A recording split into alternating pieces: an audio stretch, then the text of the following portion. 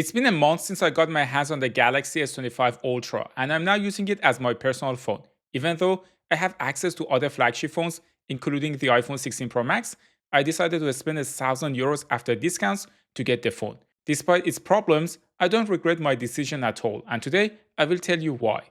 For one, I really like the new camera software and processing. This is something that is not easily transferable via software updates to previous models because a lot of image processing happens at the chipset level. Samsung worked a lot to improve skin tones, especially under artificial lighting. Previously, there was always a purple tint to skin tones indoors, and I didn't like how it looked on Galaxy phones.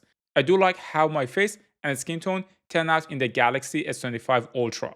For Darius' skin tone, which is fair and white, the processing works very well, like in the photo you see taken with the 5x telephoto lens. It also works nicely with Vivek's skin tone in the photo with 3x telephoto lens. Both Daria and Vivek told me they prefer the Galaxy photos of themselves compared to their iPhones. The same goes for video. I do like how the camera captures subjects in the standard profile mode. The telephoto lens is also nice for wildlife photography. I didn't feel there were many improvements, but I was happy with the performance to begin with. If you compare the telephoto lens with the best available in the market, the Vivo X200 Pro, there is a bit of a quality drop, and the photos are noisier. Regarding the settings, I always put the phone on the max optimization, especially since the telephoto photos look much better. Here, I took this moonshot with the max on the left side and without on the right side. Even though the image is more processed, I still prefer this for a quick snap. The video with the main lens is still the same as before. The colors are a bit on the vivid side, and the footage has some characteristic that shows it was shot on the Galaxy. There is nothing wrong with it, but it is not to everyone's taste. The footage looks a bit digital, meaning it has high saturation, contrast, and it's a bit too sharp. At night, there is still a yellow tone if you walk on the street, where the lights are on the warmer side. I wish Galaxy had already fixed this issue. However, this year, the problem with colors is not as severe as before for simple reason. Samsung added log to the camera app. Not only log, but also false colors and zebras, which is super neat. If you don't know, log is a flat color profile, meaning it is not contrasty like typical phone footage. This allows you to change the colors however you want. For example, here I added colors in a way that resembles a Fuji cinema camera. I know there are people out there who can do a better job in color grading than me, but even as a hobbyist, this is super nice feature to have. This is also a game changer for people who want to use their phone as the only tool for capturing video and content creation. Also, now you can use your phone as a B cam, meaning a second camera in addition to your main camera, for footage that complements the first camera's footage. I also started doing it this month, and I even shot an entire YouTube video using log profile only. You can still tell the difference between a real camera and the S25 Ultra, but at least the colors can be similar. One other thing I wish Samsung had fixed, but they didn't, is the motion blur in photos. The phone still has motion blur issues. Other phones like the Vivo X200 Pro had already solved this issue. As you can see here, the S25 Ultra photo is blurry, while the Vivo X200 Pro photo is not. The second thing I love about this phone is the anti-reflective display. Even though I don't necessarily recommend it to everyone, I decided not to use a screen protector this year. Samsung does make anti-reflective screen protectors for the S25 Ultra, but I didn't have the best experience with them on my S24 Ultra as they decrease screen brightness. Despite that, I still don't have any scratches on the screen. Not because the screen is more scratch resistant than other phones, but because the anti-reflective properties prevent micro scratches from being visible. This is one of the main reasons I can't go back to using other normal flagship phones. Despite the fact that phones like the Vivo X200 Pro have a brighter 12-bit display, while Samsung is still using an outdated 8-bit one. Another thing Samsung could do is add magnets to the phone, something the iPhone 16 Pro Max has, making it much more compatible with accessories.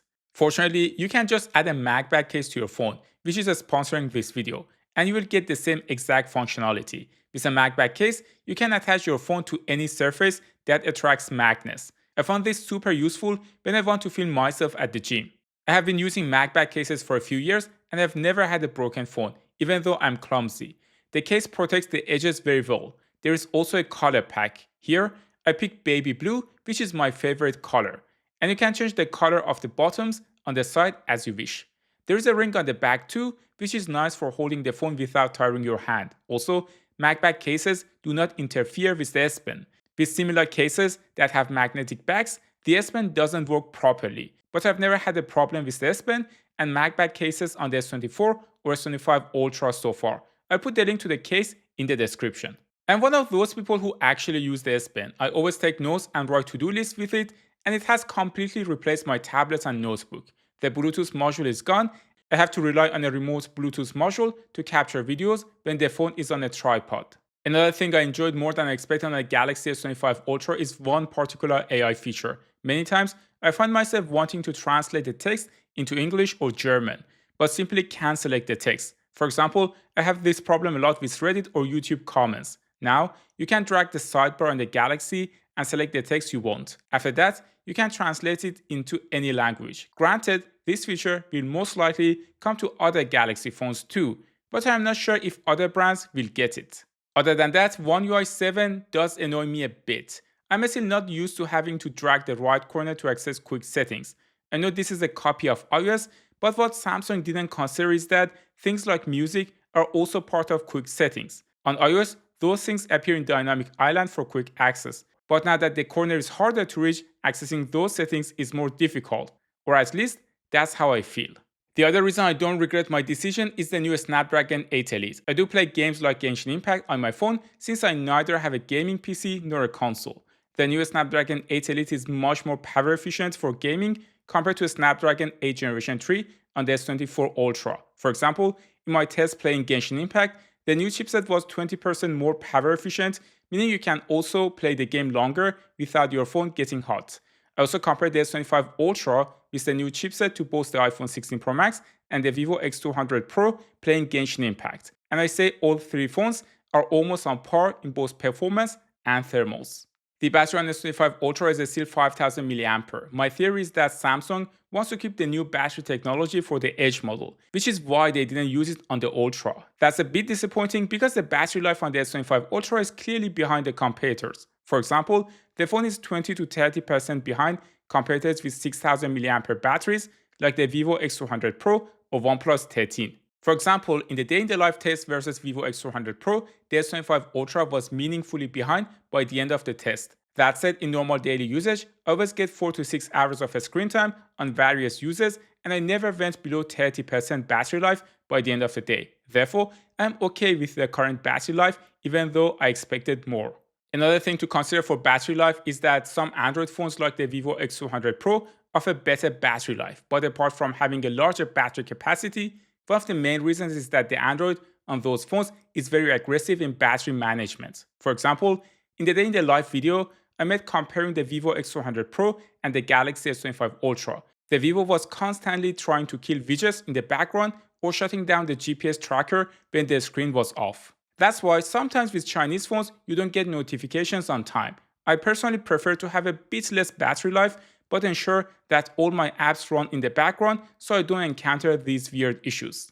All in all, the Galaxy S25 Ultra is not a huge upgrade from the last generation, but the new log video recording, the improved color processing on portrait photos, and the new chipset made me pull the trigger and buy the phone after returning the review unit.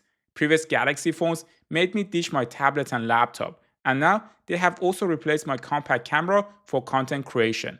There are other phones out there with better battery life and better camera sensor, but the overall package that Samsung offers, especially with good trade-in deals and availability, is the main reason that we keep going back to Samsung, and sadly, the reason Samsung is lagging behind in hardware upgrades.